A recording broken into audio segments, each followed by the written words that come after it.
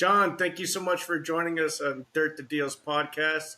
I've been looking forward to this. I remember when I first came on to the Arizona appraiser scene, I was scrolling through the Facebook trying to find local appraisers in my area, and I was like, "Oh, there's a guy like me who has a baby face. I should befriend him." Right, right. so, so anyhow, thank you so much, John. Please tell us a little bit about you, how you got started, and then we'll get into the challenges and the perks of appraising luxury property. Because I imagine a lot of us appraisers and other people, even agents, they may sell it, but it's different for them selling it versus us appraising it. And I think it'd be great to do a deep dive into that because it's Mhm. so different. It's such a different beast compared to your typical homes in the Scottsdale, Arizona market and stuff like that. So yeah, open it up. Tell us a little bit about Yeah. yourself, how long you've been doing appraising.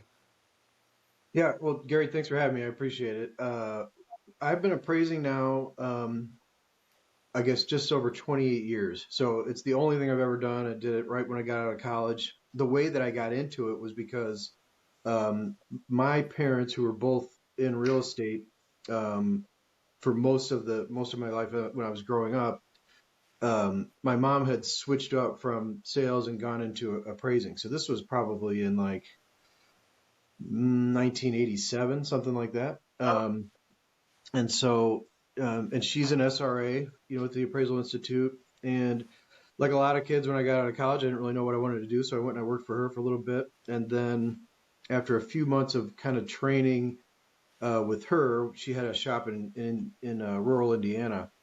I moved to Chicago and started working for a firm there. So I worked for them for quite a few years, probably about 7 or 8 years. I think I worked for them as a split fee, kind of a big, mhm. it was fairly good as a medium sized place. I think there were about 7 or 8 appraisers in there. Okay. And so that was an interesting thing to kind of be around to learn sort of how, appraisal shops worked and how the fee system worked. And so eventually I left and went out on my own because what you start to realize when you're in those situations is, when you're just doing a 50-50 split, it becomes very easy for an appraiser who's, been around for a little bit to kind of go out on their own. That's what makes it kind of a difficult business. I think maybe something we can talk more about later, but I think in terms of, trying to grow an appraisal business is sort of how you structure that kind of stuff. So, Yeah. so that was in Chicago for a long time. And then when my Now, wife and did you Mhm. train under your mom or did you train with this firm? So both. So I was at my mom's shop for about 6 or 7 months, right out of college, Okay. and so it was like I'd ride along. Like I said, it was rural Indiana, so you're taking comp photos. They're 15 to 45 minutes apart. So it was a lot of quality time for me. My mom would just sit in the car and kind of drive around. But because she had such a good education, I really was blessed to have really good training from her, from the very beginning. And then when I went to Chicago, there was actually a quick stop with a small company out in the west suburbs where I worked for them for a while. I went out there. The guy had a office in his basement, and I would drive out there, and he would do a little training with me, one on one. But there just was no volume, and he pretty much told Yeah. me right when I was there. He said, "Look, I'm happy to train you. I might get you 3 or 4 orders a week. It might be a week you don't get any." And you know, while the prices in Chicago certainly aren't what they're like now, but when I was there in 1997 or whatever, I couldn't get by on doing 1 or 2 orders a week. Sure. So I was doing all sorts of odd jobs and worked for a grocery store, all kinds of stuff. Like I Right. contemplated not continuing because I thought, well, maybe this isn't going to work. And then eventually Right. I hooked up with a really good company later, and I'll never forget it because I had gotten into this mode where I was 20, I was 22, I guess, and I'd gotten in this mode where I was like, well, I'm going to work this other job at night, and I'll do. I was starting to think of appraising as like this kind of part-time thing that that I was getting Sure. into. And I remember interviewing with these guys in Chicago, and they were like, "Oh, they're like, you're going to want to quit that other job. Like we've got plenty to do. And so then it just Nice. kind of took off from there. And that firm also had both guys were Appraisal Institute guys. One was an SRA, one was an MAI. So really Wow. good, yeah, really good, people to get to, kind of train with. That's awesome But because I think a lot of us appraisers, it's kind of like a blessing to get right out of the gate that type of education because a lot of us don't get that. You know, you're just learning from another certified and then sure. let loose, and you don't to have that wealth of knowledge. You know, is huge. Yeah, I think it gave me a really good start. You joked about being babyface. I'm almost 52 years old now. When I first started and I was going into people's houses, I would get Yeah, these looks like they were like, "Who in the world is this kid coming in here to decide whether or not we get a loan?" yeah, And so I dealt with that a lot. I remember a guy, older guy that I first started working with, told me, he said, if they ask you how long you've been appraising, say, not quite 5 years. He told yeah. me to start saying that like in my first week. He's like, he's like, It's like you technically, look like you just technically got it's out of the true. crib.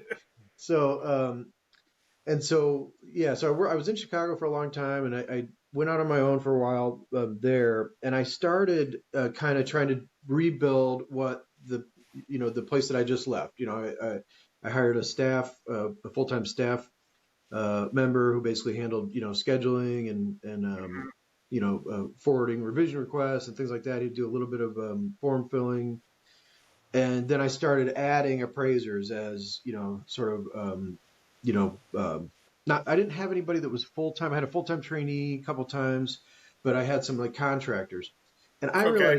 I realized for me that it didn't work. Like I'm not a great manager. That it's just not my forte. I would end up, when things got slow, I would send all the work off to these people to try to keep them busy, and then I'd end up making no money. And after a Right. while, it was just like, it just didn't seem like that was the business model for me. And I think that there's some mistakes that people make, and certainly with the both firms that I worked for, when I was getting trained or in my, first few years, they all just did a 50-50 split with maybe some motivational things where if you did over a certain number, you might, push it up to 55 or 60%. The problem was, as somebody who owns and operates and runs an appraisal business, they didn't do a very good job of explaining sort of their value added to the system. Because once Right. you start working for yourself as an appraiser, you realize how much stuff you have to do that has nothing to do with writing a report. Right. Um, and so I think so now we're kind of seeing some of these firms that are becoming more kind of regional or national firms. They're run by people who have, extensive, kind of corporate experience, and they're layering them that way, so that's how it can work. So Yeah. when I left to come to Phoenix, basically my wife and I had two young kids at the time, and we started to make the decision if we wanted to make a move, we wanted to do it before they got into deep into school.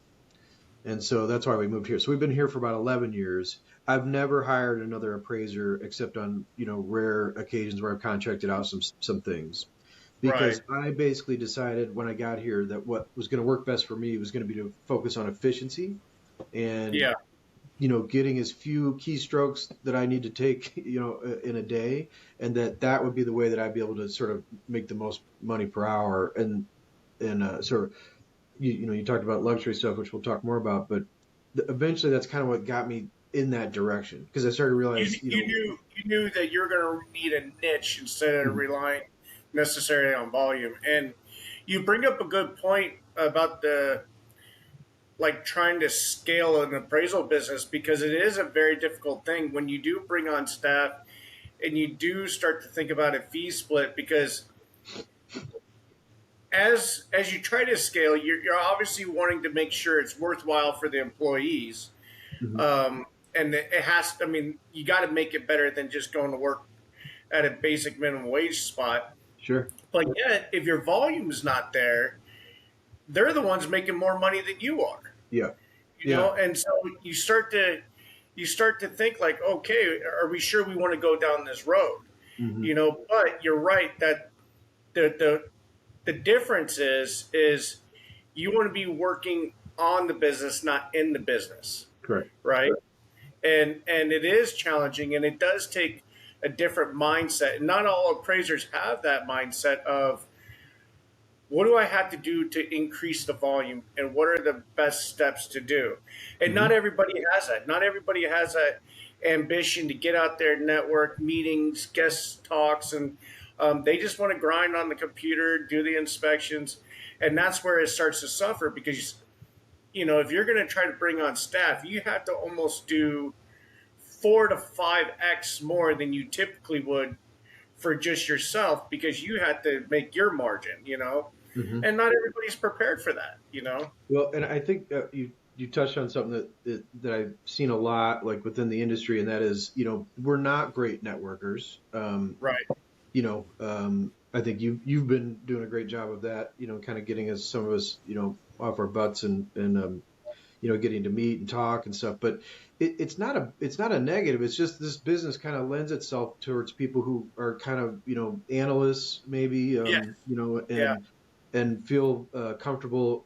Every shop I ever worked at, everyone worked very hard. It wasn't like that wasn't an issue.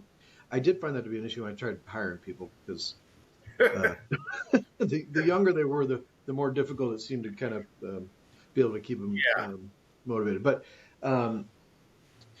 I think when it comes to networking and it's thinking like, well, how can I meet, how can I get my face in front of a bunch of estate attorneys? Well, there's ways to do it, but Yeah. you've got to go out and you got to go out and go to the meetings and shake hands and do that kind of stuff. And it's just the kind of industry just doesn't lend itself to that. Right. I think just kind of personality type wise.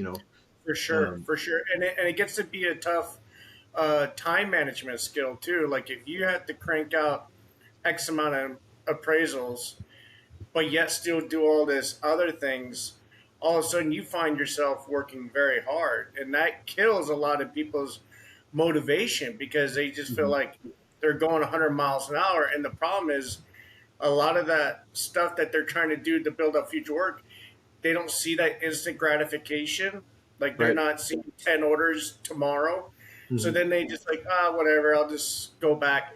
And that's the problem with our industry. It's changing where the big house guys, they're getting all the AMC work. They're getting all the lending work. And like you said earlier, they had the CEOs that are experts at working these deals and becoming the face of the company, where a Hmm. lot of us individual shops don't have that skill set or the motivation to keep at the grind. Yeah, and one mistake I made this mistake a lot, and I think when I talk to just in general when you kind of talk to other appraisers, especially kind of younger ones, when it gets busy, that's when people stop doing the things that you still have to keep doing. They stop marketing, Yes. they stop working, on the business because you've got so much coming in. Um, that you're feeling good, right? So Yeah, it's like, well, I'm not going to follow up on that estate stuff anymore. I'm not going to for update sure. my blog or my website or whatever the things you have to do to kind of stay relevant, for searches and things like that. The only way it works for me, because I'm still not great at it, from week to week, I'll have some weeks where I'm like, I look back and I go, I didn't really do any of the things that I should have done this week. Right, I have to block it on the schedule. That's the right, only way it works. right. So whether it's taking a call, with another group or, me sitting down saying, okay, I'm gonna, do this blog and then have it, shoot out to all my socials and all that. It doesn't take that much time, but I got to set aside to do it for sure. Yeah, yeah. No, I for sure. This last year when I went to kind of like a business retreat, that was one of the big things I took away from it is they said you got to live and die by your calendar, and you got to Mhm. start blocking out this time because you'll say, "Oh, I need to do this. I need to create this blog. Or I need to do an email blast, or this is." And then you're like, "Oh, I didn't get to it today. I had other interruptions, and Mhm. I'll get to it tomorrow." And Right. then a week, like you say, a week later goes by and nothing's been done. You know? Yeah. Yep. Yeah. Yeah. It's a real common issue, and it's not, like I said, I've been doing this for 28 years and probably at least 20 of it now on my own. And, it's still something I have to remind myself about all the time to kind of, Yeah. make sure I'm getting on the So calendar and following it, closely. I want to go back to something because maybe somebody who's a just curious. When you were doing your training, did you have to have all the 1,500 hours and all the same stuff like it is today? Yeah, I had so I did that in Illinois. Um, I don't remember how many hours it was. It might have been 1,500. I feel like it was maybe a little more even. Okay, Yeah, so they had a trainee's license, and you could right, accumulate. Now they gave you something like I think 6 hours for every report, and the way it was set up, as I was being trained, I wasn't spending that much time on each one. right. Because it was sort of, the supervisor was very involved and things like that. So it wasn't that hard, but it was really just the 2 years. That it was Yeah, easy to get the hours. It was the fact that you had to spread. It had to be over the course of these 2 years. right. Um, and I just, I think now it's like, people trying to get into the business. It's like it's a really tough thing to kind of get into. Um, Yeah, you know, yeah. I agree. I agree. I was blessed that my wife was a breadwinner at that time, and if we didn't have her, I would have never gotten into the industry because it's hard to lock out 2 years of working for less than minimum wage, yeah. you know, and um, and even what is kind of interesting is even those 2 years though are not enough. Oh no, Like it's like no, oh, no. that's just scratching the surface, you know. No, I mean, I still have stuff all the time where Yeah, I'm having to learn something new. yeah. Working on I'm working on an appraisal. I'm finished with my process so far, but I'll be called to court sometime next month on a diminution of value situation where there was like an infestation the owner didn't know about. There was a lot of stuff I had to learn, on that, just to kind of see like, talking about stigmatized properties and, before and after values and things like that.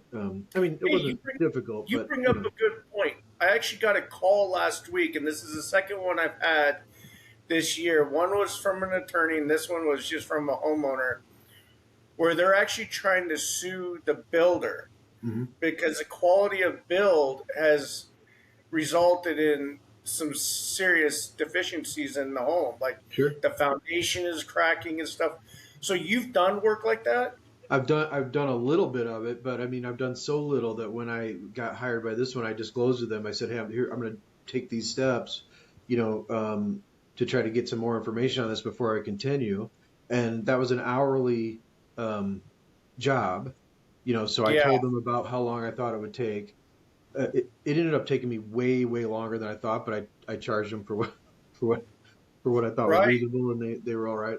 Um, so yeah, I've done a little bit of it, but That that's it. I had to do a refresher on it for sure.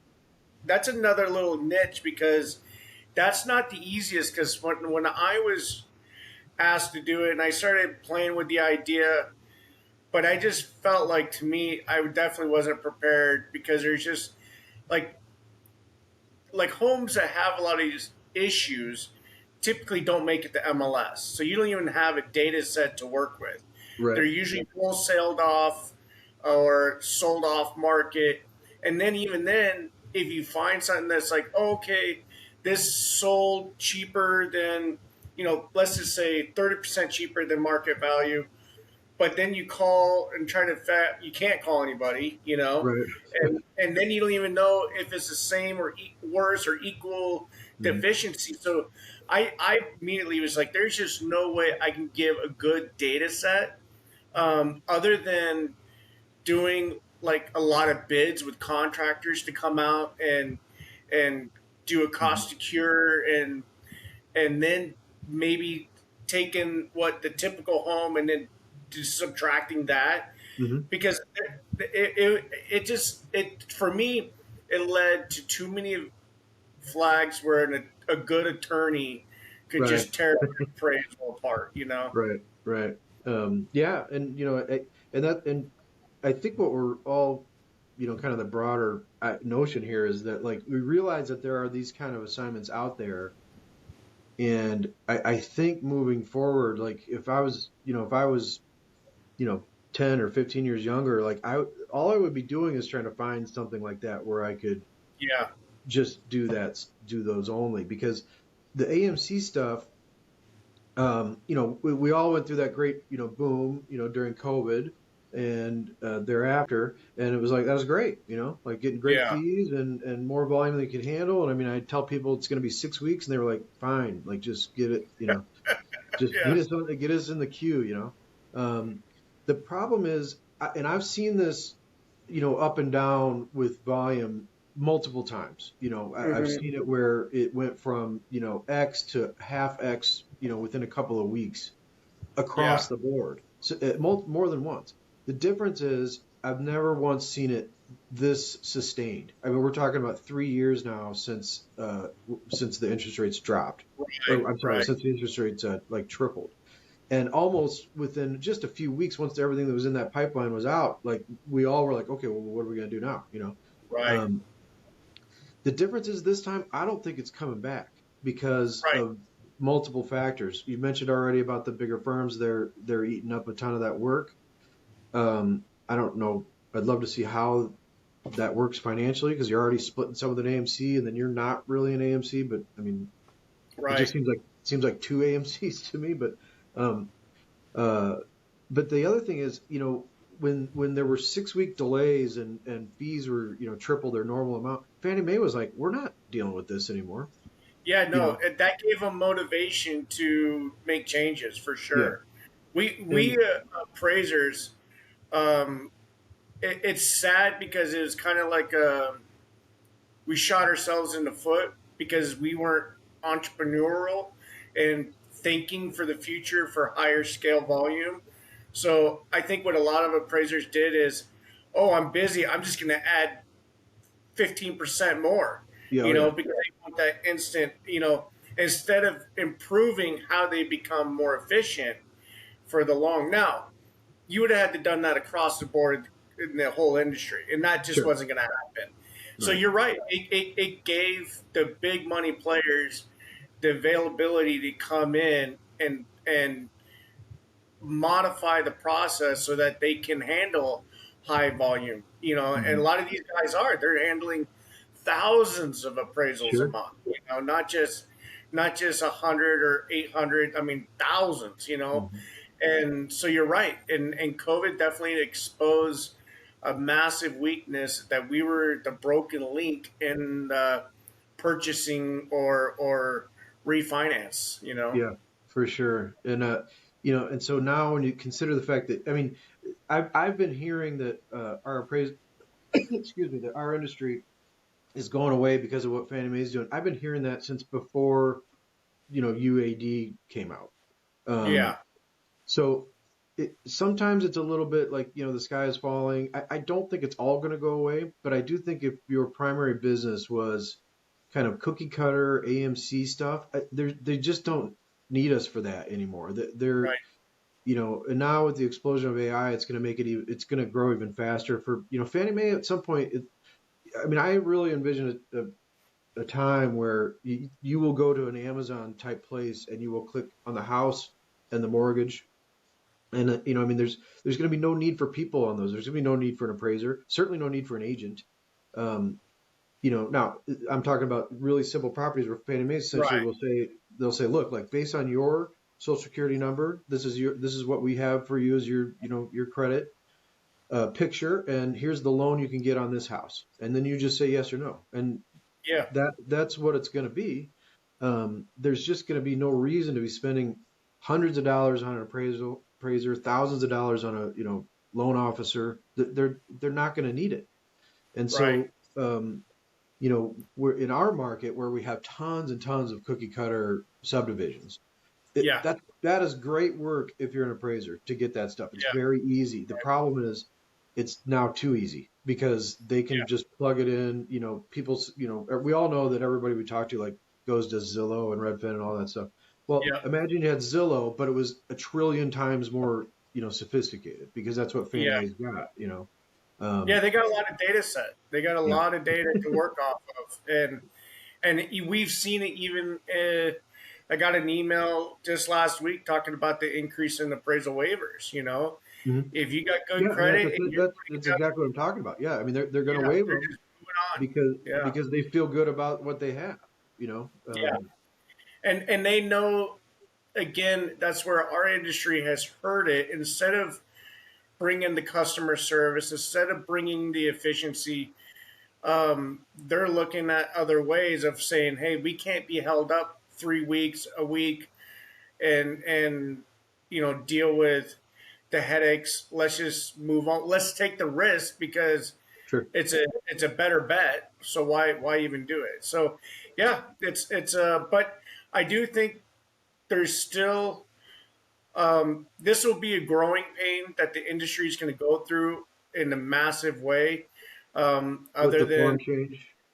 yeah, Yeah. and the new style of the way the lending work is. Like you no longer can just rely on AMC work to make a decent living anymore. You really have to break out of your shell and go Mhm. into other areas.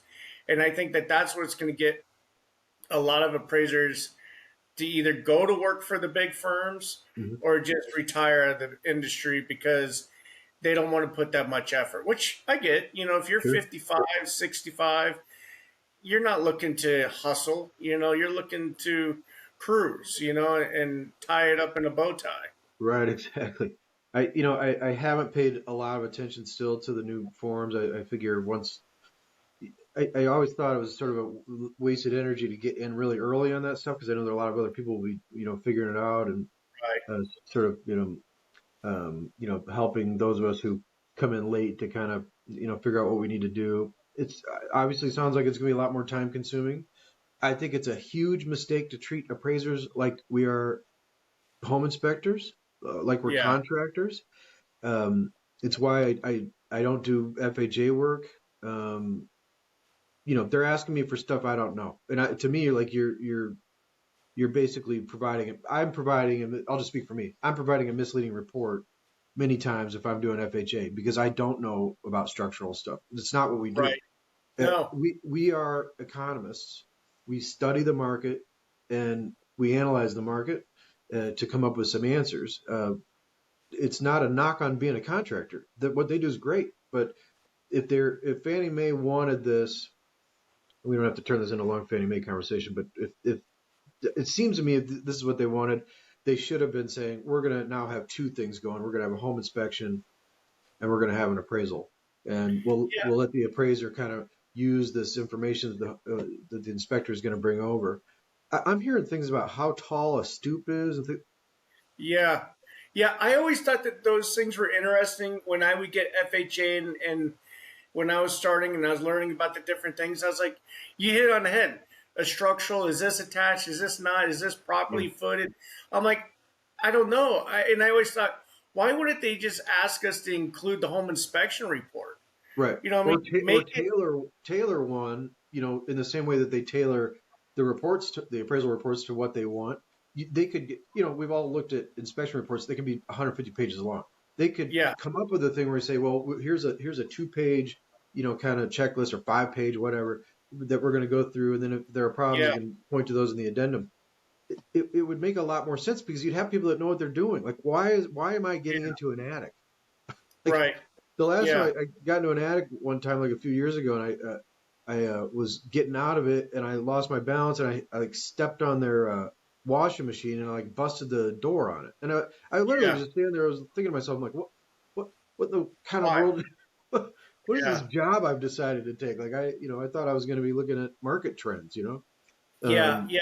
I thought the same thing because I agree with you. Like, there could have easily been a two-page supplemental thing that we just add with our software, call the home inspector, say, did you see anything? Yes, sure, no, include it and send it over to PDF so I could throw it in. Because I would take, A, they know they're getting the right information, and right, B, it takes the risk off of us because if we're violating, FHA, they don't like that very often. right, And so right. it would be, but hey, we're not paid the big bucks for to make those decisions. Right. So it'll be interesting to see how it shakes out. I think there's always a Yeah, lot more hand wringing than maybe is necessary because we went through this with UAD. We went through this with when we got the 1004MC form, which is very flawed, but people figured out how to use it and supplement it, and like we figure it out. I just think it's yeah, it's going to be an interesting time for sure. Yeah, yeah. I've looked at it and I could definitely see the benefits because I think the new UAD is set up similar to other mortgage docs, Okay. and it'll help it in the essence of, like, we know with our appraisal, you'll look at page one, then sometimes you have to scroll all the way down and then back up and then Yeah. down and then back up, Yeah. and it's like ridiculous, because a lot of what we do in the explanation is in the supplemental addendum, and that they're just back and forth, back and forth. So I can see why the industry's like, let's try to make it better where they could just go to one section and get 90% of their information Hmm. right there, because we got to become more efficient, Sure. um, and I think it, again, going back to the growing pains, you're going to get the people like us that are going to be more willing to adapt to it and see the long-term benefits, where then there's going to be people that like just throw their hands up and say, no, I don't want to do this. Yeah, But I'm sure a lot of people will will make that yeah, decision. and I always thought it was weird too, like we had multiple forms, like I didn't understand why we couldn't use one form for, like, why do we have to have a 1004 and a 1007? Why couldn't we just condense that to one, and Right. so I think this will be nice. Well, It'll be very interesting. it's interesting when you look at the forms that we have today, and you see some of the things that they're asking for on there. Yeah, These were people's ideas of how to fill out a form when they created the industry in the early '80s. I mean, yeah, it's literally stuff that's held over from there.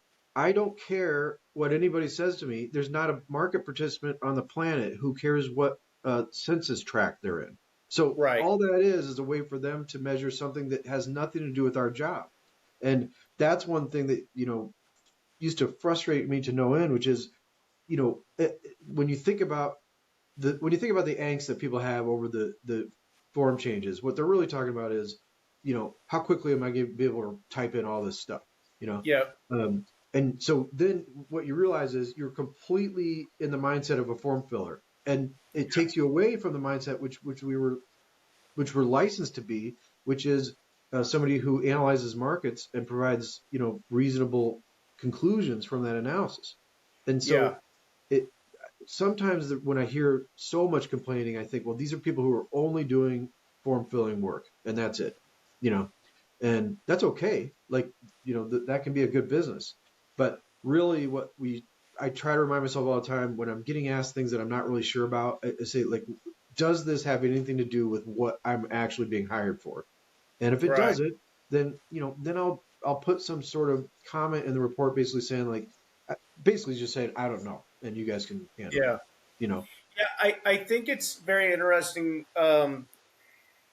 Again, kind of going back to where the industry itself has not done itself favor because of the AMC model and because of the demands.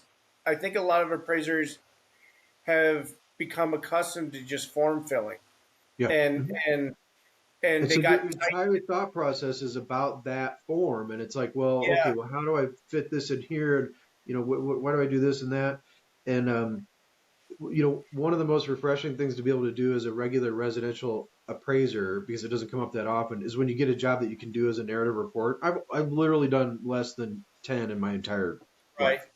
right, Um, but when you start to do it, you go, it's like you're back in class. You're just going down the list of, like, oh, what do I have to do here? You identify the yeah, problem, and then you start going from there. You explain how you're going to solve it, and you just write it out. And I've got like a word template that I've used, and it's great. And you always get a weird reaction from the people when they get it, because they're like, "Where's what the is it? appraisal?"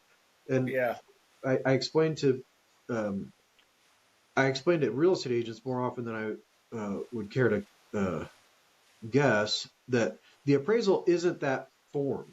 That's a Right. report. The appraisal is the appraiser saying this is the value. That's the appraisal. Yeah. That's it. Yeah. The rest of it is, all, work file and form. So when you do those narrative reports, and also you think, I don't have to put in these 3 or 4 comments that some lender forced into the report 7 years ago. You know, it's kind of nice. Now they take a really long time to write because Yeah. Yeah. you have to go through But them, bit what by I bit. quote back to what I was saying earlier is about the form filling is, whenever I would get revision, it really was about the form. It Right. really wasn't about the how did they approach the adjustments. If you think, and that's what I'm saying is like the industry has been forced to become form fillers. They're more concerned about making sure that all the boxes and all the things link together more than describing or really supporting the adjustments, the Yeah. time adjustments, Oh the yeah. market analysis. And so you're right that when you have a 72-hour turnaround time and your fee is $300 and you got to drive, inspect, Yeah. type, you are a form filler at that point because your hour wage depends on that. You can't spend 10 hours No. analyzing the market and be giving that. You're never going to have the perfect report, but to really make it so tight and so supportive. And that's where the industry kind of is like, in some ways, like they want the appraisal, they want to be able to put the pen on the that okay, we got this number Mhm. and this appraiser did it, but we really don't care how they got there. Right. Right. Until they have to review it because they got to buy back the loan, Right. and so I'll be very curious to see with this new form if that really does help to support the more what we are hired to do and to create and analyze and support the value versus just a form filling. I know a lot of people are, I'm kind of having hopes of this is that if we can simplify the form filling where underwriters can just go through, skim, and then start analyzing, reading why and reading our support, I think that could help boost the industry Sure. in a better way and give strength back to the appraiser, where then the fees could start increasing. Because if you know and I know that the cheapest part is the form filling, but the skill set is what we're really paying for, Hmm. and that's what it's kind of like the attorneys. You're not paying them for the legal documentation, you're paying them for their skill set. Right. They got paralegals, they got it so damn simple now that the paralegals can do it. Hmm. And then you got the appraiser that you're really paying the skill set for. So I'm hoping that this new form will create that where it'll weed out all the people that don't want that, which is fine. But then it'll bring in a new wave with AI, with data, with the MLS becoming more efficient because the agents are going to need to become more transparent and efficient at providing us the proper data so that we can have a better supportive. So I do have hope that in the next 5 years there will be a shift, and that it really like you really should be able to do 90%, well, let's say 75% of the report there. Then that last 25% is where you're really honing in, giving the support, giving your clear adjustments, not just saying, oh, it was superior, so here's a $25,000 adjustment. Right. Like it'd be, and that's where I think the people that adopt that and really support it with good regression analysis and various things, that's where the difference in who's busy and who's not, Sure. you know? Yeah. I mean, I hope it goes that way. That would be Yeah. Yeah. that's a rosy outlook. So I like Yeah. Optimistic this morning. it. So go. Let's get into the luxury stuff. So Mhm. um, I remember the first time I did, right in the COVID boom. Obviously, all the smart money people, they were taking advantage, refinancing their homes, locking in that super cheap rate. Mm-hmm. And I went from you know appraising $300,000 houses just because I'm blessed like you to live in Scottsdale. All of a sudden, I'm appraising 1 million, 3 million, five Mm-hmm. million. I was like, holy smokes! And then you start realizing there is a big difference here. There This is. isn't just, this isn't just a simple community with an HOA. All of a sudden, the lots are very valuable. Mm-hmm. The views are incredibly valuable. And then one of the biggest things that I learned um, when I did a PV house, I was using just the typical data that us appraisers look at. And I called the agent, and she's a very well known, very, very well known agent in Paradise Valley. And I said, "Hey, I'm having difficulties on this. Can you help me?" And I didn't realize who she was. And it was that Joanne Levinson. Uh-huh. And she chewed me apart. She grilled me and threw me upside down and tumbled me around. And I said, "This is exactly why I'm calling you. Is I need your insight." And I Yeah. said, when I look at just the basic square footage, bedroom, lot size, da da da da, I'm not at the number. And she's like, "Well, how long have you been doing luxury stuff?" And I was very honest. I said, "I'm very novice to this, but I'm eager to learn." And then as soon as she kind of got the feel like that I'm eager to learn, she calmed down a lot. Right. And then she gave me an education about builders mean a lot, architecture means a lot, designers mean a lot. And she ended up telling me that the designer of that house required a $1 million retainer Right. before they Yeah. even started construction. And so I was like, holy smokes, okay, those are facts that you don't, like us appraisers, when you're used to looking at cookie cutter houses, you don't take in consideration. Mm-hmm. But then in these luxury homes, those are major things. These people that are buying these $5 million homes, they will chase a home from this builder, or they will go after the home of this designer. Right. You know, so please open up and share your knowledge on how you got into it and the Well, things that you learned. that's a good. I mean, that's a good story, and it's very kind of telling about some of the things that you have to consider. When you're doing these sorts of reports, you get 10, 11, 15, $20 million houses. Um, yes, you absolutely have to consider, builder and designer, architect. If you can find, other properties with those same people, that's great. Lenders love that information, because that can sort of lend credibility to the idea that, there is this market out there. But that's the market itself is one of the things that I notice when I ever have an opportunity to review someone else, some other people doing luxury reports is I'm getting the same boilerplate market descriptions that I would get from, any kind of, just $300,000, Right. house anywhere. And you can't do that because the market isn't always just a location, right? You have to say, who's a typical buyer? Where else are they looking? They might be looking in other states. Um, Right.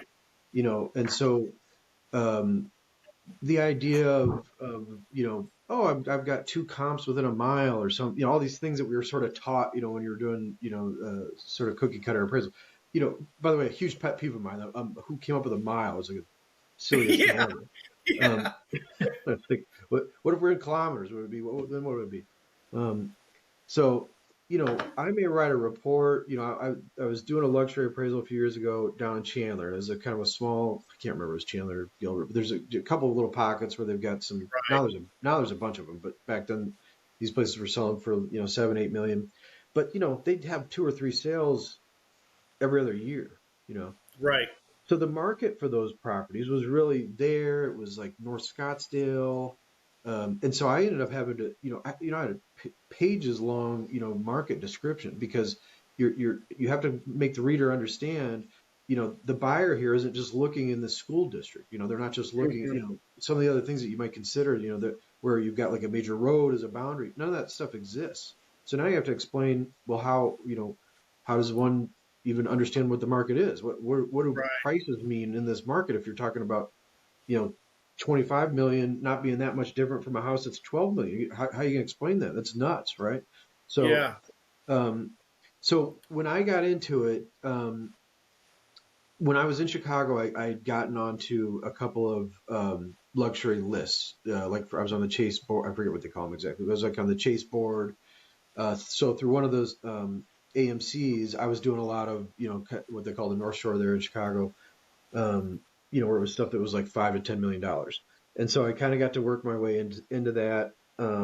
They actually would, back then, the AMC, like through Chase or Bank of America, I can't remember, there was another one, they would actually provide some training for us. So they had Oh, classes, non-CE training, but training that sure. we would take. And so one of the things you kind of learn is if you're interested in this kind of work, there's a couple important things to know. One, almost no lender is going to take your appraisal if you've been doing it for less than 5 years. Yeah. Um, so they want to know that. I don't think when I was 5 years into appraising that I would have been very good at doing this kind of work. You don't do hundreds of them a year. You do Right. dozens. And Right. so so getting the experience can be difficult, but there are lots of classes available through the education providers, and there'll be Sure. CE classes. So Yeah. whereas you may have when you're doing a features and description of a house, like I live in a tract home, you might write a paragraph, just kind of going through it, explaining, what kind of condition it is and its finishes, and it's got a pool and maybe it's got a built-in refrigerator, and you can hit that pretty quickly. When you're doing a property that's 26 million, you've got pages because each room's going to have, paragraphs of stuff, and Right. it gives your reader, it provides, credibility to, for the appraiser when you're showing like, hey, look at all this detailed, stuff we have about each place. And then when you start getting into adjustments, it's like, okay, well, the reader can look at this and say, okay, yeah, well, I see where, there's a possibility that an adjustment might be needed for quality here because look what the appraisers provided for me on this one. Maybe you're writing a paragraph or two about each comp and how it compares, how it's different or better or worse, or maybe more paragraphs. And so it's kind of those few things. It's trying to, you got to have base experience first, like 5 years at least before you get into it. One of the panels I was on once wouldn't take anybody with less than 10 years. Um, Sure. then you've got to educate yourself, but there's plenty of sources out there to learn how to do those reports, differently. And now with if anybody who's an appraiser who's starting to play around with AI at all, a lot of that stuff's becoming much, much easier. I can send it 75 photos and say, write me 10 paragraphs about this house. And then I go back and read it. And, that's going much quicker. Like those things are better. Those tools make it better than it used to be. Um, there's two really great things about doing luxury houses. One, the fees are always really, really good. Um, Yeah. so even though you're working a lot more hours, I find that hourly, it goes up quite a bit for me. Now, it's probably not as good right now as it's been because I think there's a lot of people everyone's kind of scrambling for work. Yeah. So, you might get a $7 million sale and, somebody's doing it for, 475 or something. It's like, Yeah. what are you Yeah. going to do?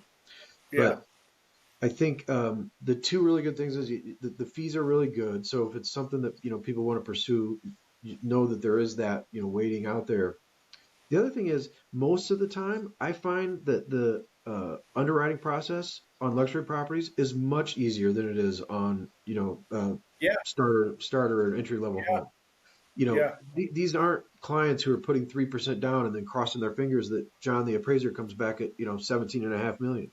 Yeah. Um, so I've had lots of sales. I appraised what at the time was the highest sale in Arizona history. I think the same agent just sold another one since then for like $1 million more. It was like 31.5 million. Um, I came in under.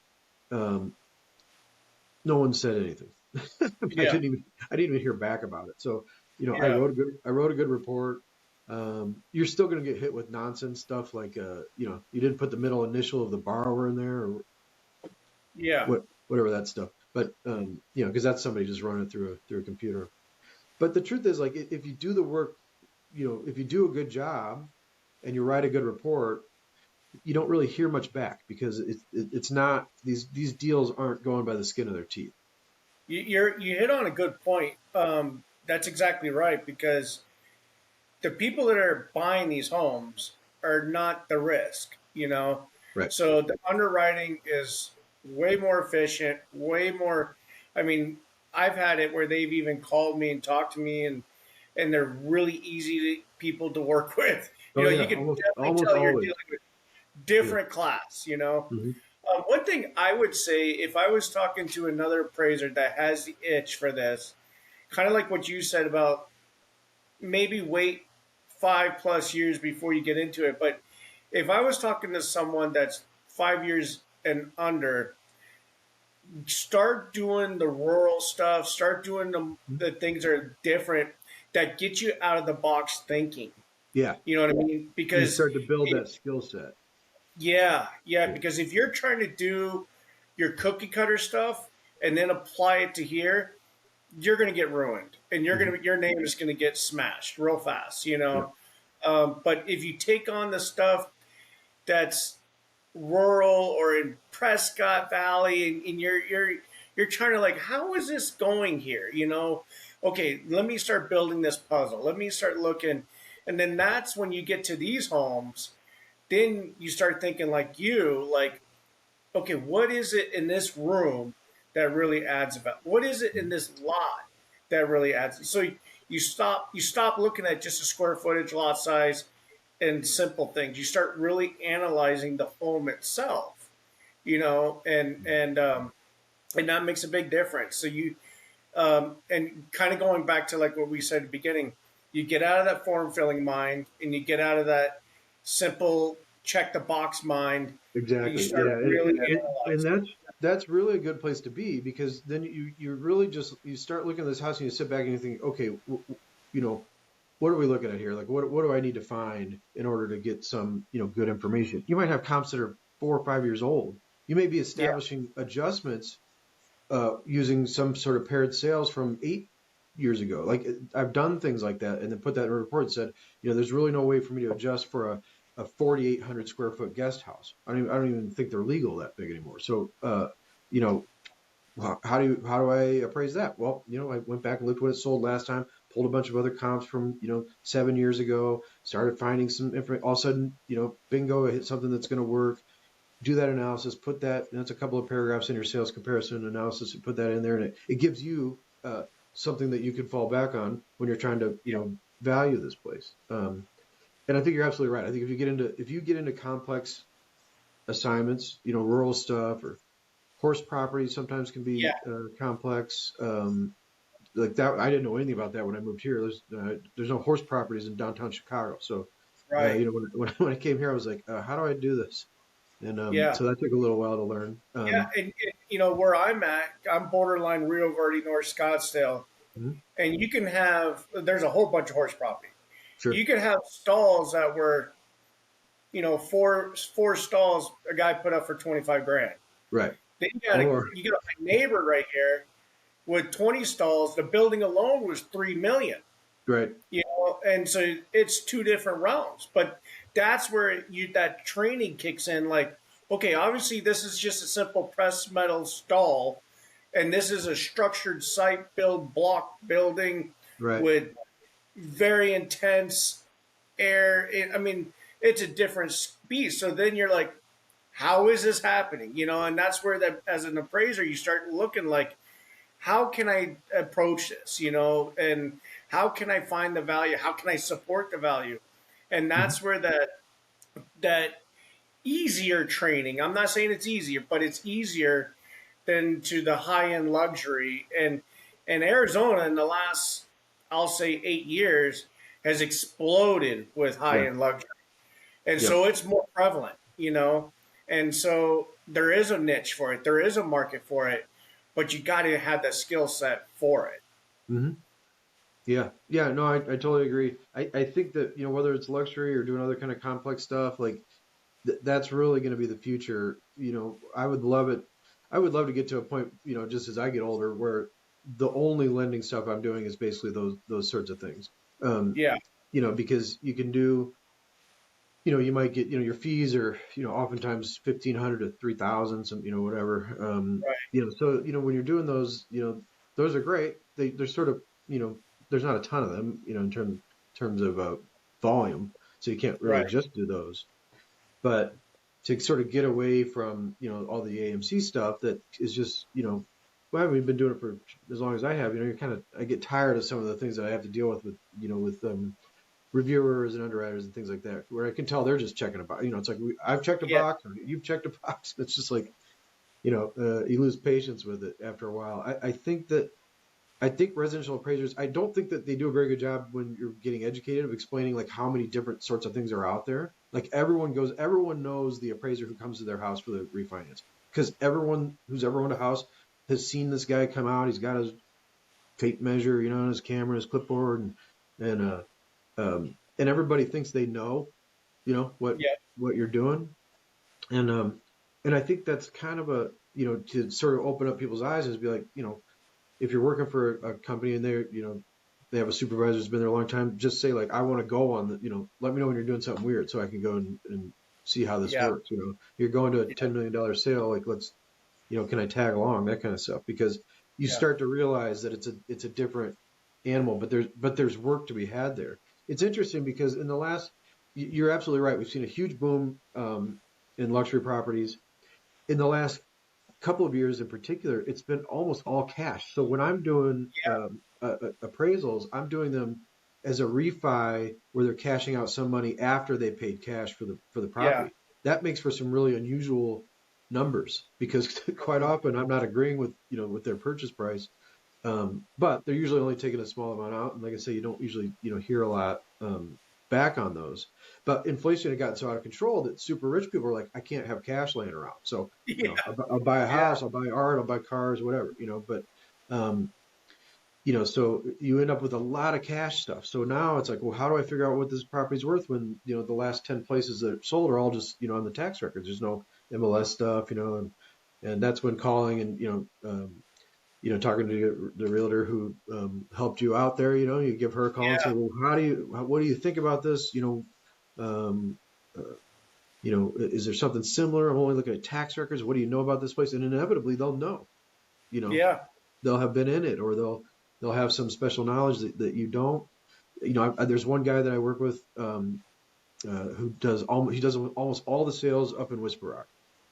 hmm, And so if I have an appraisal in Whisper Rock, I don't, I call him first every single time. I say, hey, I'm going to do this property. What do you know? And he'll give me a bunch of information right at the top. And so now I'm armed with yeah. this as I go in. Obviously careful not to violate any privacy issues, the agents can be a really big source of Oh, for sure. assistance.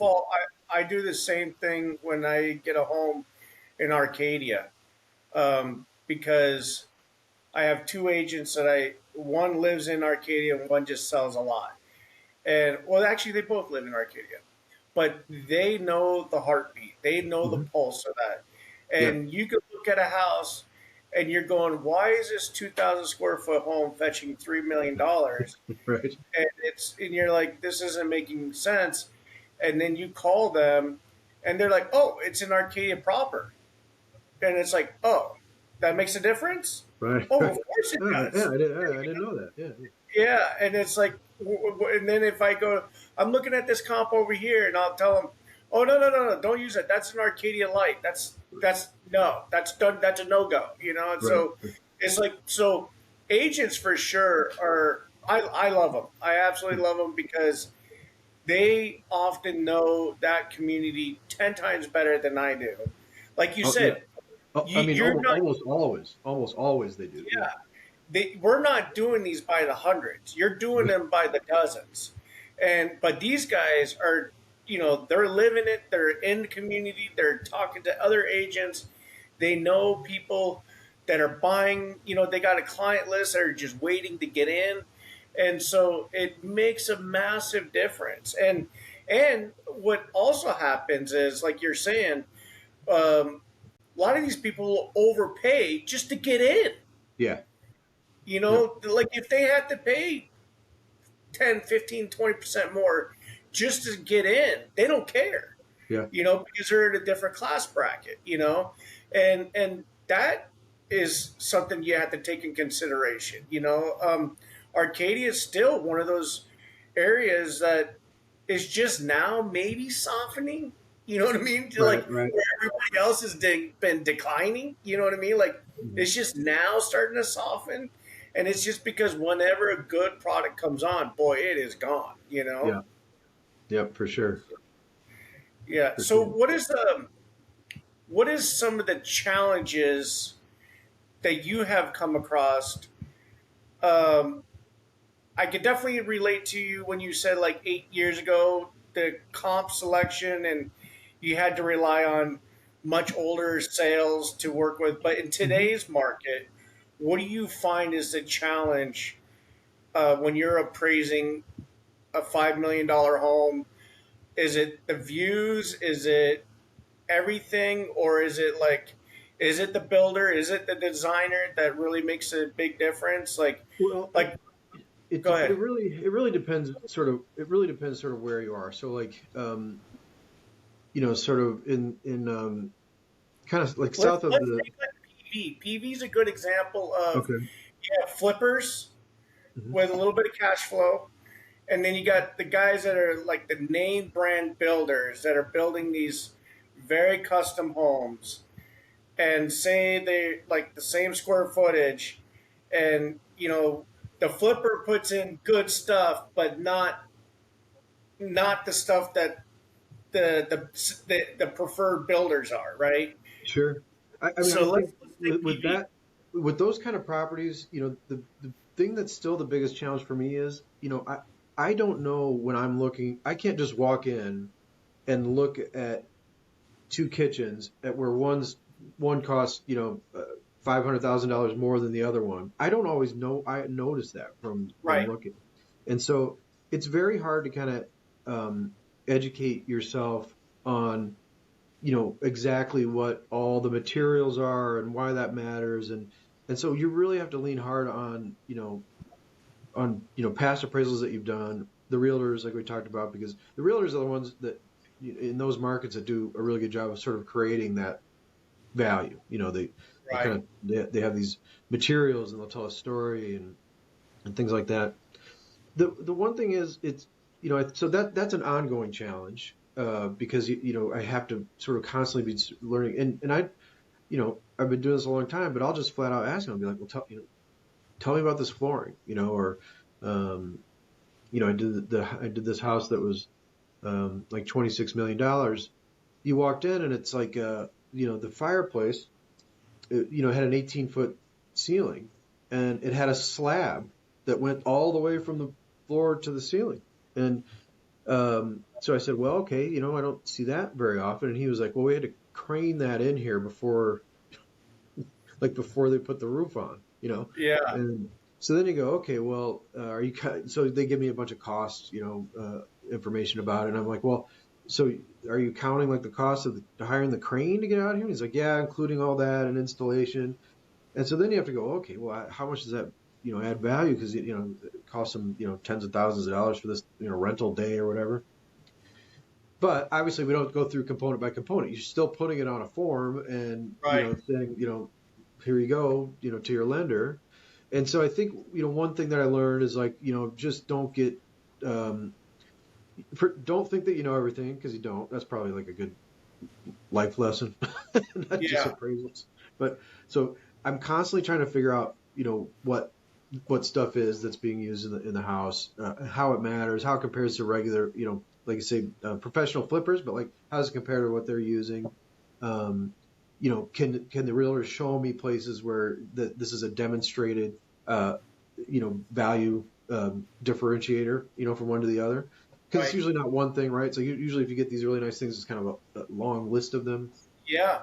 So I think it's the challenges are learning those things, and then just realizing that you cannot be in the form filling mode. You put all whatever information you want in there, but it's a lot of like see the addendum, see the addendum, see the addendum, because you're Yeah. just going to be writing a lot of information about these places. Because otherwise, you talk about people just pulling a $20,000 condition adjustment just because or whatever. Well, now imagine that adjustment's 700,000. You know, Right. you better have some explanation. And maybe you shouldn't be using that property. But when you've got 12 comps and they're from across the street to 25 miles away, and they're from sold last month to sold 3 years ago, you end up with a lot of explanations. So I don't know if that Yeah. answered your question exactly, but that No. those are the things that kind of are ongoing. Like Yeah. there's no finish line for that stuff. Yeah. And I often, I'll say, going back to Arcadia, because I find it more there where sometimes these people do these things and it's like, is this more of an over improvement? Hmm.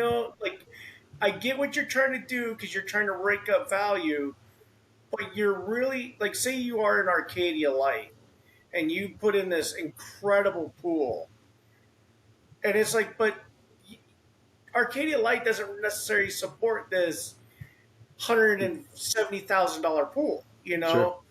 and then it's like as the appraiser, you're trying to like decipher like how much value does that pool really add, because pools in Arcadia do add a lot of value, Sure. because there's not a lot of pools there because the lots are typically 12,000 or less. You know what I mean, for Hmm.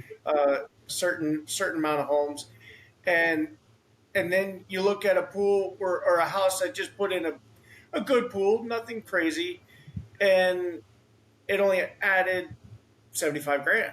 You know, so now does how do you like that? And so that's where I run into sometimes. I'm like, I think they kind of put too much into this one thing, Sure. Sure. and it's like, how do I explain that to the lender, because and that's where the challenges really do come in the luxury area, is because there is sometimes way over improvements where I've had a case in Desert Mountain. They flew in all the hardwood floor from Italy, Right. spent Yeah. crazy amount of money, Yeah. but then two houses down, it's just like you said, we don't know exactly the material that's used because it's a comp, and the agent didn't pick up, but it looks like the same wood flooring, Right. and so it's like this is a completely way over improved. You did it just for you to say I have Italy flooring. Yeah. Now that doesn't add value to your home, Right. because you spent $200,000 more than the typical homeowner in that area. Yeah. So those are things that can kind of, as an appraiser, as you're trying to take in everything and encompass it, can get in your mind and confuse the hell out of you. You Oh, for know, sure. For because sure. you're Yeah. looking like, well, this is a $5 million home. So maybe it's not uncommon to have exotic flooring or a mantle or a gigantic marble slab that is 18. So does that really add value? And it's like, you got to be cautious, Yep. because you can get too hung up on some of the details, and you have to kind of just step back and take that 30,000 foot view again and start analyzing the market Yeah. and Yeah. I not think get that. stuck. Yeah. I think that's exactly right. It's like if you start getting too sort of focused on cost. I mean, this is a basic economic principle. The cost and value are not the same thing, and so Right. you said, do they sometimes, are they over improved or super adequacy or however you want to say? I would say 100% of the time. You Yeah. absolutely won't. I mean, if you're in Paradise Valley and it's new construction and they've got a pool, I guarantee you, they're spent more on that pool than they're Yeah. getting a return on. I just don't find anyone that's Oh, ever yeah. gonna. I mean, because you're talking about $1 million pool. That's a Yeah. common thing. Um, In the backyards alone, are more than my house, Oh you yeah, know? yeah. For the guest Yeah. houses and all that sort of stuff, So I think when you're dealing with that, yeah, it's a really good point. You got to make sure you don't. You want to learn all those costs and get as much information as you can because that's helpful and it does affect value. But then you can talk about that. The other thing is it's a lot of new construction, so you're doing cost approach. You got to remember, like, you got to go back and make sure you understand how you're handling that kind of Yeah. functional obsolescence. So if Yeah. you learn that process, it can also kind of help you with adjustments because there's going to be times where, there's going to be some, cost things that are different and it can help you to sort of figure out adjustments. Because if people are willing to pay for these things, that there's some indication that there's value there. And so that can be just kind of a good exercise, to go through anyway. Um, I hate doing cost approaches, but when you're doing them for the luxury properties, like you have to Yeah. get a lot of that information in there for sure. Yeah. I ran into two situations. One in Chaparral Pines and Payson, and one in Tucson at Catalina Foothills. I did an appraisal for a refi in Chaparral Pines. The guy I mean, he like built the largest house, bought the best lot, just like killed it, and I was like, I'm coming in at like 3 million at the time, and I know this house is easily probably a 4 to 5, and I was like, I was scared, I was like, what am I? This this guy's gonna lose his ass on me, and I ended up settling in at the 3, and everything went by. And then a month later, I called him and I said, how do you, and he's like, oh, no, it's fine. I totally knew that. He goes, I'm a Yeah. home builder. I used my house as a model to bring in clients to show them. That's And so I was interesting. like, oh, 'cause I was like, oh my gosh. He's like, no, man. He goes, trust me. I knew because what happened in Payson, there's not too many $5 million homes.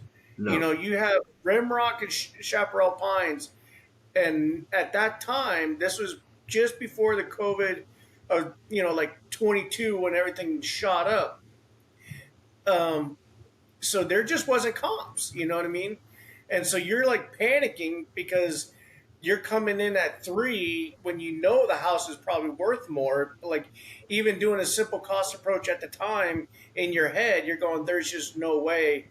I'm scared. I'm Yeah. doing injustice, and so there's some markets where that does come in. Like you can build this great, amazing house, and this kind of goes lead into my story at the Catalina Foothills. This guy was oil money, built the house for $10 million. I ended up appraising it for 5. Oh He's wow. never lived in the house. He had a 20-car garage that was below his house for his Ferrari collection. It had a rotating centerpiece flooring. The HVAC system alone he spent $1 million on, just Wow. so that the fumes of the cars never went into the house. Huh. And I'm like, I'm never gonna find comps for this. No, there's no comp to it. And so that's where it starts to play in your mind. You're going, okay, how much of this is value versus a guy that just wants to have a hard flex, and have a Yeah. centerpiece that's floating around his Ferrari, and Yeah. and that's where it gets super challenging, and that's where, kind of going back what we were saying, you really do need to have either good resources of people that have done luxury stuff that can kind of guide you through this, or get comfortable, do other types of appraisals so that you can look at things and say, how does this really add value versus um, just an over improvement to the market? For sure. Because if you just walked in um, doing this, it'll blow your mind, and your comp selection will be garbage, and your Yeah. report will be garbage. Yep. So You yeah, you say there's no comps for that, but you should have called me because I did an appraisal in Fountain Hills where the guy had a 2-story garage underneath the house. So kind of all the Fountain Hills lots are sloped, so it came yeah, around and he had two different levels of garage where he could enter in. Same thing where you had all the he had the exact that HVAC system you're describing, where they spend a lot of money on that. There was an elevator, Yeah, car elevator. So yeah, um, it it was would crazy. have worked. You should have given me a buzz. Yeah, well, this also was unique too because the guy never even lived in the house. Mm. He built the house, and then he got a divorce, couldn't stand the house, and so he went and built a new house where he has his horses, and so he just retains his house. And I was like, how much is the upkeep a month on this? He goes, oh, I spend about 10 grand a month, and I was Yeah, like, good grief. yeah, no kidding. So, but it was We're in the wrong it's business. yeah, yeah. So, but it's a lot of fun to um, it's a lot of fun to get into luxury stuff because you see unique things Oh that yeah, really get you thinking and really get you. I mean, it's cool to always go see these cool houses, but for sure. there's a lot to learn there and really sharpen you up as an appraiser because you really start to analyze things on a different way. Um, because what you also, like we said, is a lot of people, because they can and they do, they'll spend money like in their bathrooms, and you walk in, you think it's the hideous bathroom you've ever seen in your life. Right. And you know that the market reaction to this bathroom is going to be the same thing, you know. But then when they tell you, oh yeah, we spent X on this and this pink marble stone and Hmm. with the custom lighting costs this, and you're just going, wait, what? You know, and Right. and, Yeah. and it's like it's very unique because a lot of these very wealthy people will do very unique things to their homes, you Oh yeah. know, and I had to take in that consideration because like a lot of times they're going to be completely gutted and redone to the new homeowners, Yep. That's very you true. know. You know, Yeah. so have I you always like you know talk about a little bit about that if you can, or uh, have you had examples something like that? well, of stuff that's like improved in a way that's strange. I mean, yeah, a lot of stuff.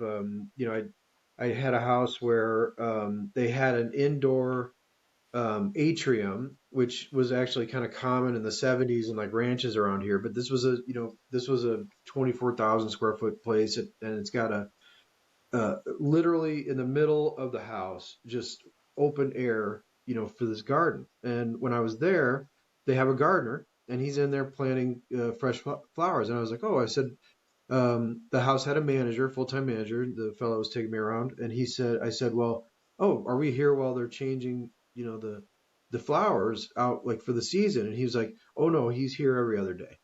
And Yeah, so, he they were spending tens of thousands of dollars per month so that they could have this like living garden in the middle of their house. There's no market for that. In no, fact, I think most people when they're going in there, they'd be like, well, maybe we could close this in into something, yeah, yeah, Yeah. So I've seen stuff like that. I mean, I've noticed some trends in the luxury, in the really high end stuff that's new construction. It's like safe rooms. yeah, Um, so I'm seeing those. The amount of money that gets spent on making it a safe room is out of control. yeah, But there's obviously a market for it because I've seen it now 3 or 4 times. Um, did another house where the bathroom, the primary bathroom had an elevator down to their own spa. No one else could mm, access the spa in this entire house. Spa had a oxygen shower, cold plunge, massage room, barber shop. Um, so, kind of just stuff, stuff like that. It's cool to go look at that stuff. mm-hmm, Or another place where here's a good one. Here's a place that the guy that was buying the house once they had a pond in the front. It was a 3 acre site, and the pond was going to exist to hold water that landed on their lot, but he wanted it stocked, so it was going to be a fishing fishing pond. sure, Uh, I mean, how do I figure out if that has value? right, And right, so what you end up doing is you have to kind of get over the the initial sort of like, oh my God, how cool are all these things? Because they are cool to look at. And it's a fun part of it.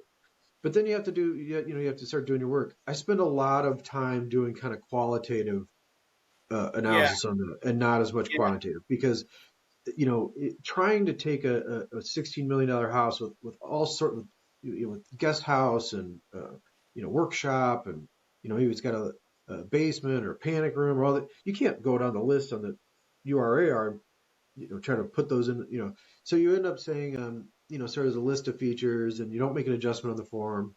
And then you just got to go through and write a paragraph for the subject and each comp and say, here's why this one maybe is a little bit similar. And you might just mark a inferior or superior on the form with an explanation, in the additional comments. That's what I find to be sort of the easiest way to handle it. No one's coming after you for not hitting the, right percentages, guidelines, or, oh, you have a exactly. 10% range. And I've never heard anybody say anything about that stuff. Yeah, So, no. uh, By asking you that question a minute ago, I was hoping that you would lead into exactly what you said, the qualitative, because that is where this market is. You're not going to find adjustments for every little of these features. You're just not.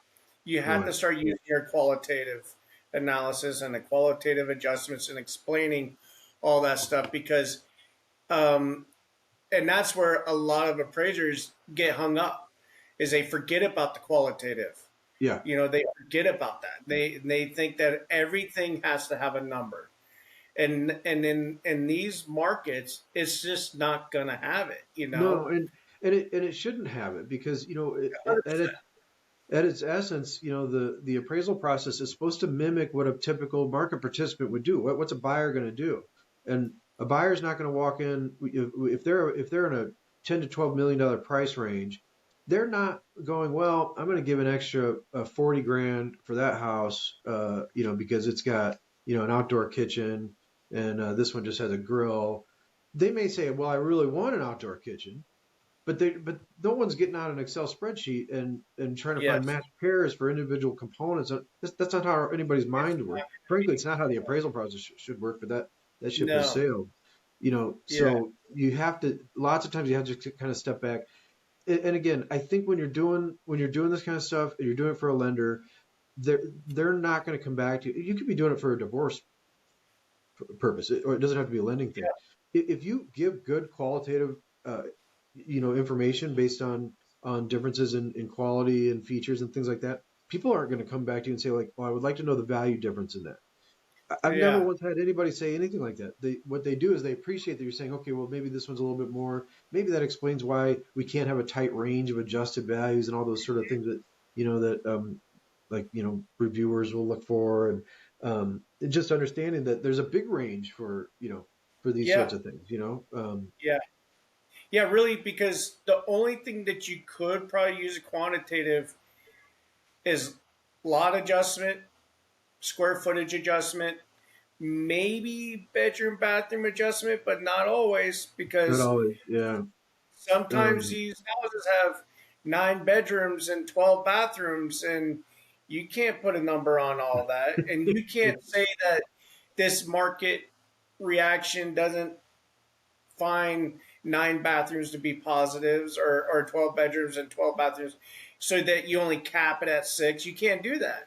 right, And that's where I think a lot of appraisers get hung up or start to question their skill set is again because they're trying to always tie a number.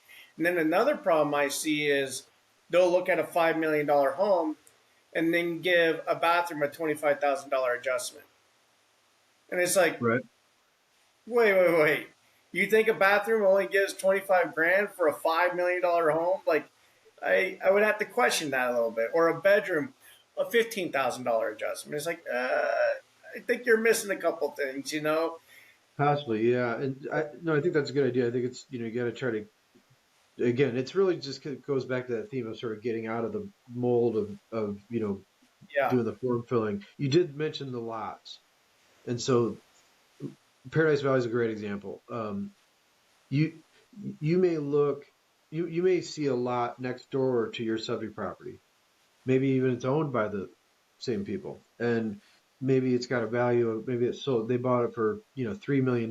So you go, boom, that's a lot, regular lot Yep. size right there is 3 million. Um, and then you start looking around and you realize, well, that lot was probably worth about 1 million. And Mm-hmm. the only reason why, the only person, the only person in the market who thought it was worth 3 million was the guy with the house right next door, because Yep. all he wants to do is tear down everything that's there so he can stare better at the mountain.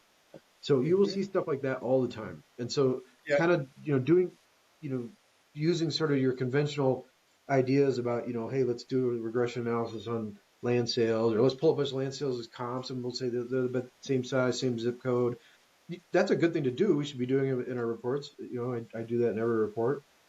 But when you get into the really luxury stuff, it's like you have to be very careful. The prices are all Be over the very place cautious. because you don't know the motivations of the buyers and the No. sellers. That And you're that right. that happened.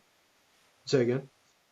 You're right that a lot of times they will buy just to have a buffer or a better view, Hmm. and or they'll buy for just to tie money up. You know what I mean? So Sure. there's a And different so motivation. right, and so that's not market value, right? Because it's No. not a typical buyer. And so when you get into those things, you have to do a lot of digging about why did these things sell the way they did. Because you may find nothing, in which case there you go, you got a good value for your lot. But Yeah. you may find that something's out of the ordinary, and then when you start asking some questions, they'll be like, well, that's because it was the guy over there, he bought it, he tore it Yeah. down. Now no one's ever gonna be there again, that kind Yeah. of thing. Yeah. And also like you see in Paradise Valley, Desert Mountain, views are massive. You Hmm. know, And absolutely very hard to quantify, um, yeah, in my opinion. So, yeah, you talk to realtors, you look at the photos they provided. They're so good at making houses look great, in the pictures. And so you're looking at it like, well, I don't know, these views look pretty similar. And then you may talk to people and they'll be like, well, actually, this one's this for this reason or whatever. Those are very hard to quantify, in my opinion. I try not to make many view adjustments if I can avoid it, and instead I may talk about why one's got a little bit better, sure, appeal, but I may just say there's not adequate support, for an adjustment. yeah, They're and too hard. yeah. I think it's I think it's very interesting because we like, especially in this type of market where the luxury, the qualitative is a softer, easier way for us to do Hmm. the appraisal. But like in COVID, when there's so much activity that even UWM was getting these $7 million homes for a quick, you know, and then you're trying to do this, and they want that quantitative number, Right. and you're like, "Are you freaking kidding me?" Like, okay, so then you're trying to come up with something, and it's almost mediocre data, but they Right. still want that quantitative number, and it's like, but then that's where, again, the skill set of the appraiser, you have to start really explaining yourself in your addendum, Hmm. because you can open yourself up to a lot of issues if you just throw out a $250,000 view adjustment and just said I did a simple regression analysis. Right. Because now the odds of that probably coming under slim to none, that it'll come back to bite you. But still, you still want to feel good that you sent in an appraisal that had proper supportive data, Oh, and we absolutely. know in this luxury, uh, it's difficult. It's difficult to find the exact ideal comp because they're not there. You really do have to use a different set of glasses when you approach these. Yeah, absolutely. Absolutely. Yeah. So, what do you see? What do you think the next year for you? What's it look like? What are you focusing on as you go into? Are you going to continue to drive more of the luxury, or are you going into other niches? I'll always do luxury stuff. It's hard to kind of go out and get it, Mhm. it just, because I've done them a lot. I'll get calls from lenders.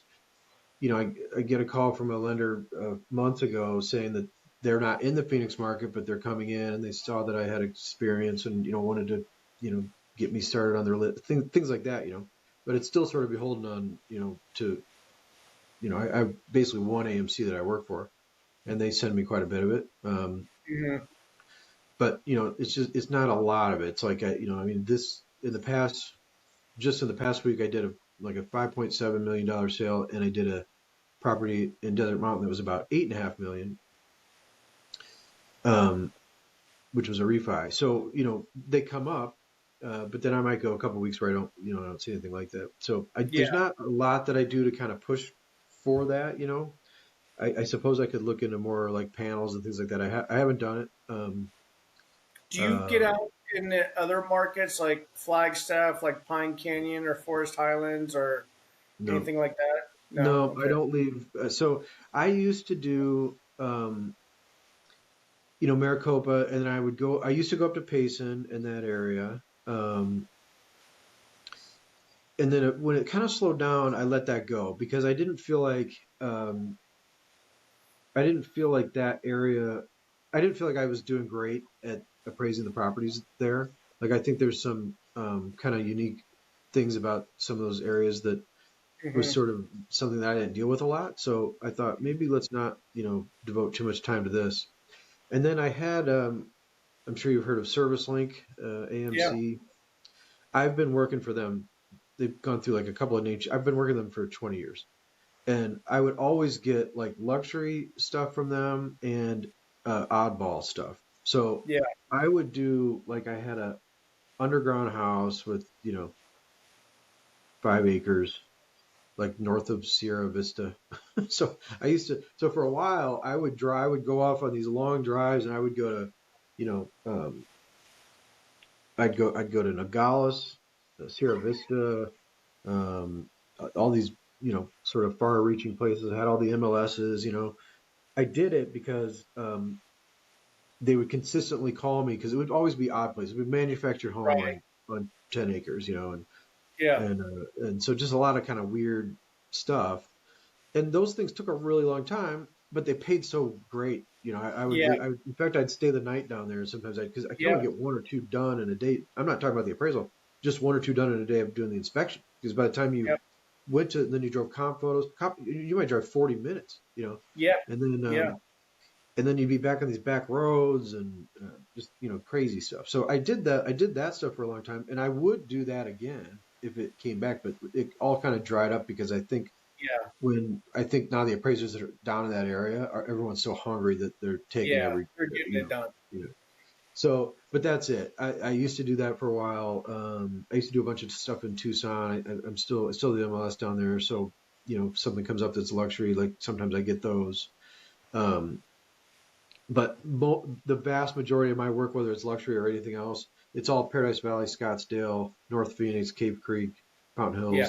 Hills. That's probably 80% of my work is Yeah. all in there. But to Yeah. answer your question about, for the next year, what I'll focus on, it'll be the same stuff I've focused on for the last few years, which is mostly estate work and divorces. So I'm reaching out, constantly reaching out to attorneys, making sure that, I search results well. I've talked about that in the past, like making sure that my search continues to be strong in those areas. Right. I get a lot of calls, for that kind of work. I mean, it's rare that one day goes by that I don't get a call, for an appraisal for one of those two purposes. Um, Sure. and that's not something you can buy. You can't get on a list. I mean, if you can get attorneys to kind of have you as their preferred person, that's great. I've had one attorney group that's used me on, probably a dozen divorces. Yeah. Um, but that's really getting that work is about consistently working on your marketing and your presence, through search. And as you know, now with AI, it's constantly changing. So it's just like I was saying with the luxury work, like you think you've learned how to do all this stuff and then it'll flip on its nose, and then you got to learn again new stuff. So right now I'm Yeah, learning. I'm learning a lot yeah, of new things, and then hopefully implementing them soon to keep that business going. yeah. I think this last year, like we've shared in past conversation, I have spent a small fortune in the cheaper, I'll say the easier advertising, Hmm. hoping that it would bring revenue, and none of that works. Not Right. for our style of business. So It's your hard. Facebook ads, your paying for somebody to draw leads, that stuff just does not work because unfortunately we don't have repeats. We Right. in a divorce appraisal they only need you once, Yep. hopefully. Yes. For a date of death, usually they only need you once, and so you don't really get to build a client list of return customers. Right.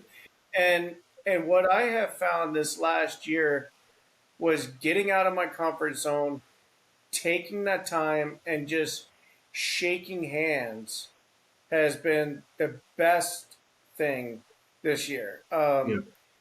Not that I've seen ROI on that, but it just has helped to keep the fabric in my network growing and Sure. getting stronger. And I think that's what, kind of going back to when we first opened up, is working on the business, not necessarily always working in the business. Right. And when you get to that point where, like, my year end goal is I want to be doing 90% of that and 10% appraisal work, because it's hard to balance both. You Sure. get very drained very fast when you're trying to still knock out 20 appraisals a month and then do 15 networking events, and it's Right. like Yeah. it gets to be too much. Yeah. Um, but I tell you that, like doing luxury appraisals, you got to get out of the typical mindset of appraisers and start thinking out of the box. Get out of your comfort Mhm. zone. Don't look to your emails for the next AMC order. Don't just keep calling the AMC, hounding them for another deal, because that's going to get you nothing. Right. You have to just get out in your market and shake hands and do things. And like with us creating this little mastermind group, I think it has helped create a fire in people and that desire to get out there and do things Yeah. and to play with I new completely tools. agree. I think when you're talking with other appraisers who are motivated, it motivates you, and it just keeps a mindfulness on the things that you want to work on, and so when we leave those meetings, it's like, okay, yeah, it's like, all right, I've had these three things I've been working on, but have I done anything on the last 2 days? Well, Right. no. Okay, so I go right in and put it on my calendar and I work on it the next day. So Yeah. I think yeah, it's kind of a theme, isn't it? It's like the more you can kind of get together with people you don't know who might be able to help your business, or the people you do, just kind of share what we're doing. I think that helps a ton. It's just a Yeah. mindfulness, really. Yeah. The, And you said something when we first started, about doing the appraisal business kind of as a part time or a side hustle. And I've actually had a couple guys reach out to me this year, and they're like, "How are you doing?" I said, "Oh, I'm doing okay." They're like, "Really? What do you mean you're doing okay?" And I'm like, "Yeah, we're averaging 20 appraisals a month and increasing a certain percentage month after month." And they're like, "What do you mean? What do you?" And they want me to, like, just pour all the skill set. And I said, "However, it took 2 years to get here." yeah, that's the You know, problem. I said, I didn't just put a couple Google ads up and all of a sudden here we are. Yeah, And I said, you guys have to stay in this game consistently, and you have yep, to be grinding at it consistently. You can't just bounce in and take this as like a side job or a side hustle and then right. think you can just jump back in and you're going to be grinding 20 appraisals a month. No, And yeah, I had to tell it's really interesting because I used to say for years, I would talk to my wife and say like, boy, I'd love to do more, divorce work, or do these estate. I love the estate appraisals. They're the best, And I would say, Yeah. man, I wish. And for years, I would say that, and I would get like 4 orders a year, like maybe a Mhm. referral from a realtor or something like that. And it just occurred to me, I was like I had this sort of aha moment where I'm like, I'm not doing anything to affect this, nothing. Yeah. Like I just thought if I kept saying, well, that'd be nice, that maybe someday somebody would come along and go, here, take all this work. And Yeah. that's when I first started doing work with Roy and Roy Meyer, and then and then the people in that group who were all kind of the same way. They're like really driving to get this private work. And that was probably about 6 years ago, and I was doing 1% of my work was private stuff, Hmm. and now it's about 75 or 80. Um, Yeah. but that took a long time, and it took me saying, oh yeah, this isn't just going to happen. So I can't just Yeah. wish for it. It's like I've got to go do stuff to make it happen, and it took a long time. I did a lot of stuff too, where I paid a company for a while to do like social media posts and do all that kind of stuff, and I was Yeah. like I'm paying hundreds of dollars a month and nothing's really happening. And I wasn't ranking in pages, and I would buy Google ads. That never worked for me. So all that could really work was that I just kept doing it so that it just, naturally made its way to where I'm then, ranking well and getting reviews and doing all those things that we know you have to do. It just doesn't happen overnight. That's all. Yeah. No. I uh I always think about it when we were teenagers or young in our 20s, saying, "I wish I had a girlfriend, but I'm just going to sit on the couch." Yeah, yeah, Right? right. The girlfriend ain't going to come knock on your door, buddy. That's not You how it know? works. No. Yeah, you got to. And if you do that in business, if you realize like the work's not going to, you're not that important to the world that they're going to come knock on your door. Yeah, You got to go out there, and that's where it discourages not even appraisers, just people in general. Not everybody can take being rejected 100 times, but it only took that, and a lot of people will stop at that 50th rejection, not knowing there's 76 could have been that door opener. sure. Where it only takes one door to all of a sudden maybe you knocked on that right attorney that Yeah, liked you a lot, and all of a sudden now you're getting orders, and so it takes consistency, and it takes getting out and doing those speaking engagements or those networking things that you feel like you're the worthless person, because why would they want to talk to an appraiser? Well, right. it only takes that one person, that could change everything. So it's and same thing with like luxury agents, like they could be difficult sometimes. There's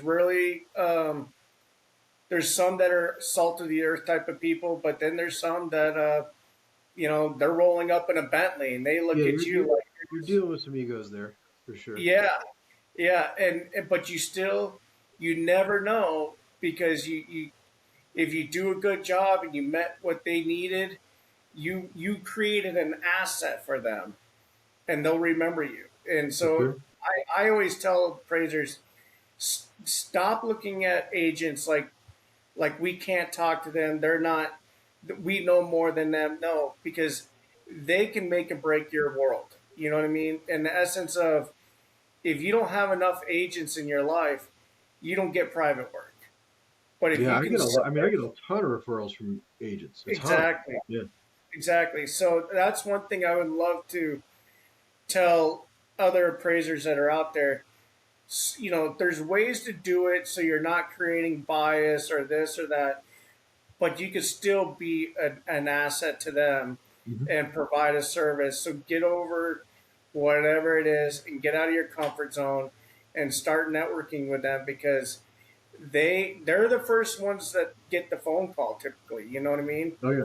And and and because most of the high end people, like these agents, they always want to be their first phone call from their clients. I need a new roofer. Or we got this. We got this. Yeah, they They want want to, that. Yeah. yeah, 100%. Yeah. And so if they say, "Hey, my spouse died. Do you know? My an accountant saying I need a date of death appraisal. What is that?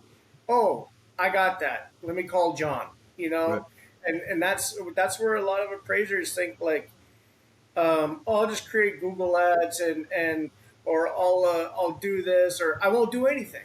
It'll just Right. come. No, It was you got to happening. get out there, man.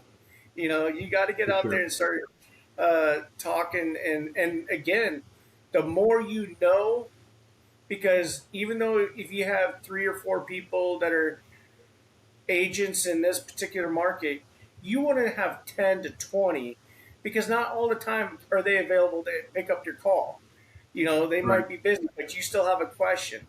So it's important that you have a wide list of agents because the knowledge set is incredible, you know? Yeah, I totally agree. Yep. I think, Yeah.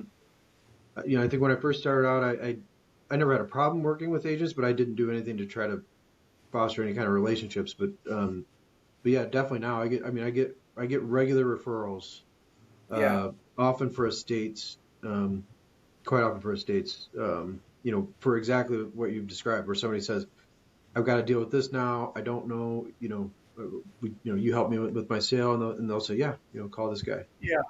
So Yeah. It's important. John, tell the audience where they can find you, your website, and sure. if they need to get an appraisal, let them have your contact info. Yeah, so I'm Jon Putnam. I own and operate Arizona Appraisal Advisors. You can Google that or put in www.arizonaappraisaladvisors.com, and I'm there. And it gives you all the information you could possibly want about me as an appraiser, right there. Great. And you pretty much Probably cover more. Scottsdale, Desert Mountain, Fountain Hills, PV, That's or a that's a Paradise Valley. that's a pretty good, yeah, description of where I go. Yep. Okay, perfect. Well, John, it's been a pleasure. Enjoyed talking to you. Thank you, Gary. It was great. All right, buddy. I will stop the recording now.